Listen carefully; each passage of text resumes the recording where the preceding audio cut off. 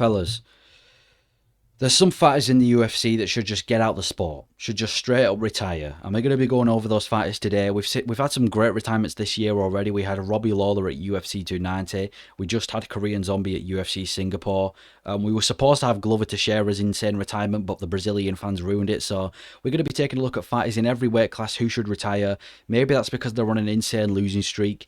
Maybe that's because they're just getting too old, or maybe they've just got nothing left to prove. They should just protect their legacy and leave the sport. If you agree with any of these takes, please let me know. But we're going to go straight in there with the heavyweight division. And we're going to go with Andrei Arlovski. He's 44 years old. Andrei Arlovski's 44 years old now. There's not much for him to prove anymore. Yeah, he's 44. There's nothing for you to prove. Just get out of the sport. He's on a 2-fight losing streak, both by way of finish. He got submitted by Marcos de Lima and KO'd by Mayers. There's nothing left for him to do. He's coming off 2 losses, and it's just very risky to be fighting at this age. Now, I know at 44 years old, he's in the heavyweight division. You can kind of get away with it in the heavyweight division. You know, you don't need to be as skilled in the heavyweight division as you do in the lower weight classes, but still, it's still very risky to be fighting at this age. It's still very risky. He's got nothing left to prove in his career. He should just leave. Like, what's left for him? He's been in the UFC. Hasn't he been in the UFC since, like, the 1990s or something? There's not much for him to do anymore. It's just riskier. One day he's going to run into a killer and he's going to get the head knocked off him. Don't get me wrong. Great legacy. Great former champ. What he did in the sport, great for the heavyweight division and light heavyweight division, but still, he's on a 2-fight losing streak, both by way of finish. He's 44 years old. If that's not a wake-up call that you should leave the sport, I don't know what is. He's in a very risky division as well. He's in the heavyweight division. One punch from any guy, and you're getting knocked out. One head kick from, I don't know, Cyril Gane. Not that he's ever going to fight Cyril Gane, but you know what I'm saying. He's in a very bad career spot right now. Well, not a very bad career spot, but still, there's not much for him to do anymore. He keeps getting worse every fight. Impressive that he's still fighting at 44 years old, I'll give him that, but unless he's only just trying to have fun fights, which is kind of risky at this time in this stage of your career, I think you should just call it quits and leave. But I'm going to go with Andrei Arlovski in the heavyweight division. Light heavyweight, I'm going with Anthony Smith. I just can't see him beating anybody ranked above him. That's the thing. With Anthony Smith, I can't see him beating anyone ranked above him. He's coming off a win over Ryan Spann, but it was a very, very close win. A very close win that could have gone either way, to be honest. I do think he won it. And his last win before Ryan Spann was literally Ryan Spann again in 2021. Previous to this win that he got, he hadn't won since 2021. Before that, he lost to Johnny Walker and framed Johnny Walker of invading his family or whatever. And before that, he got finished by Magomed Ankalaev. I don't see what's left for him anymore. Does he want to become champion? Because he's already lost to Johnny Walker. He's already lost to Magomed Ankalaev. He doesn't beat anyone ranked above him. He's already lost to Alexander Rakic. I don't see what's left for him in this division. He doesn't beat anyone else ranked above him right now. I think he loses to every single person ranked above him. I just don't see what he's doing now. He should have retired when he had the chance. He got a win. He was in front of Singapore, and we know that Singapore can take retirements because Korean Zombie retired on the same card, so he should have just retired there. He's just barely winning these days. I know I said that and he's coming off a win, but still, he should just call it. He should have just retired there and then. You know, it would have been a great place coming off a win in front of Singapore. I don't know how old he is now, but he's probably getting pretty old. He's in the light heavyweight division, so I guess he can get away with it, but I don't see what his strategy is. Who does he want to fight next? Are we talking about Jan Blachowicz? Do we really want to see Jan Blachowicz versus Anthony Smith? I mean, I know Jan Blachowicz is in a very tricky spot in his career right now, but I'm not sure that that's a very safe fight for Anthony Smith.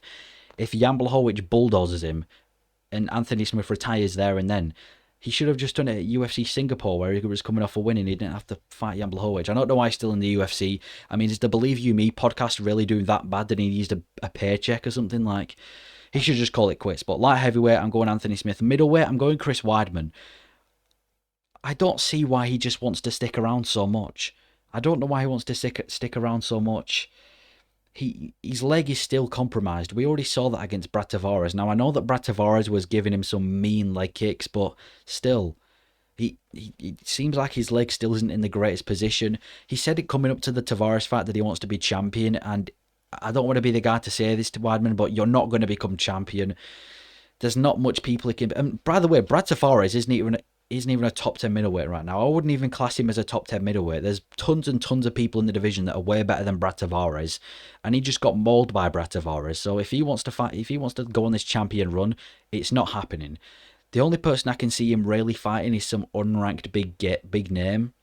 But even then, there's a low chance that he beats anyone. I don't see why he's doing it. He's already had a decent legacy. He's a former champion, knocked out Anderson Silva. He's got all this resume on his record, and he got, I think, after the leg kick against Uriah Hall, leg break, when he broke his leg, that should have been the retirement. And I kind of respect the fact that he's trying to come back and correct the mistake, but you've just tried, you failed, you've already got a good career, there's nothing left to prove. If you go out there and get another win, it doesn't really do anything for your career. If you go out there and lose again, it's only going to damage it. So I think you should just retire now, take a long look at your career and just say that you've done enough, you came back, didn't go your way, retire. Welterweight, Marco Chiesa. Welterweight was a weird division because there wasn't anyone that stands out as like the person that should retire. Obviously, there's what's his name, Rafael dos Anjos, who's like what he's been in the UFC for a long time as well, but he's not been looking terrible recently. I know he's just lost to Vincente Luque and Rafael Fiziev, but I still think there's a lot of competitive fights he can have. Whereas Marco Chiesa, what's left for him? Like, seriously, what's left for him? He's in a very tough division in the welterweight division. Like, seriously, what's left for him now? He just doesn't seem to be getting better. It seems like he's fighting to not lose rather than fighting to win. He's coming off a loss over Kevin Holland, and Michael Chiesa is meant to be the submission expert, and he just got Darce choked in the first round pretty quickly. Before that, he got beaten by Sean Brady. Before that, he got submitted by Vincente Luque in the first round by a Darce choke again. He hasn't won since January of 2021, and that was against Neil Magny, and he couldn't even finish Neil Magny. It took him 5 rounds. There's not much for him anymore. There's not much for him anymore. He should just retire, call it quits. Doesn't have it anymore, isn't getting better, keeps losing. And yeah, I can respect that he keeps coming back, but there's not much for you anymore, man. You're not gonna be champion. You're not beating any of the contenders. You keep getting submitted by strikers. I don't like. He's literally been given matchups that are kind of tailor made for him. That are, like, he's supposed to win these fights and he just can't win. Like, his last win was Neil Magny. Before that, it was Rafael dos Anjos, who's also close to retirement. Couldn't finish him. Before that, it was Diego Sanchez, the wannabe Jorge Masvidal. Couldn't finish him. Like, when is he going to get to the point where we just call it quits? And his submission defense is terrible, by the way. Michael Chiesa, for a guy that's meant to be good at grappling, his submission defense is terrible. He keeps getting submitted by people. So I'm going to say, Michael Chiesa, get out the sport. Lightweight. We all wanted to be Tony Ferguson. To be honest, after the Michael Chandler fight, I think we were all calling for Tony Ferguson to retire. He's on, I think it's a 7-fight losing streak now. He keeps getting submitted or TKO'd. He got submitted against Bobby Green, got submitted against Nate Diaz, got knocked out cold by Michael Chandler. I'm probably missing something as well. He lost to Gaethje, he lost to Beneil Dariush, lost to Oliveira as well. Why is he still fighting? He was once on a 12-fight win streak. He was meant to be the boogeyman of the division, the killer, the guy that was supposed to beat Khabib. And fair enough, he took a couple losses, got mauled by Gaethje, then it was Dariush, then it was Oliveira. But then after the Chandler fight, why are you still in the sport? Like, seriously, why are you still in the sport? What are you trying to prove? Why are you here? He keeps taking some serious damage as well. It's not like he's just getting outpointed. He's been taking some proper damage recently in his recent fights. And the more he fights, the more he hurts his legacy. He was once one of the best at lightweight with this 12-fight win streak and beating the people that he shouldn't have been beating. And now he's getting battered by people like Bobby Green. And don't get me wrong, Bobby Green's not a terrible fighter, but he's not like champion material or anything. And Tony Ferguson was once champion material, so the more he fights, he hurts his legacy. He just retired. I mean, he's already damaged his legacy by the 7-fight losing streak or 6-fight losing streak, whatever it was, but the more he fights, the worse it gets for him. People are going to remember him as the guy that just went on this massive losing streak and couldn't pick up a win. Unless he goes out there and fights Paddy Pimblett or something and gets a win over Pimblett. But I'm not even sure he beats Pimblett nowadays. So, Tony Ferguson, you once had a good career, but just retire before it gets too late. Featherweight, I'm going with Josh Emmett. Again, Featherweight wasn't an easy division. There wasn't anyone that stood out, but I'm going to go with Josh Emmett. He's in a killer of a division. He's in a very, very tough division. This is one of the most competitive divisions in the UFC. And the more he stays around, the worse it's going to be with him. And it seemed like he only has one overhand right. Besides the overhand right, what else does he really have?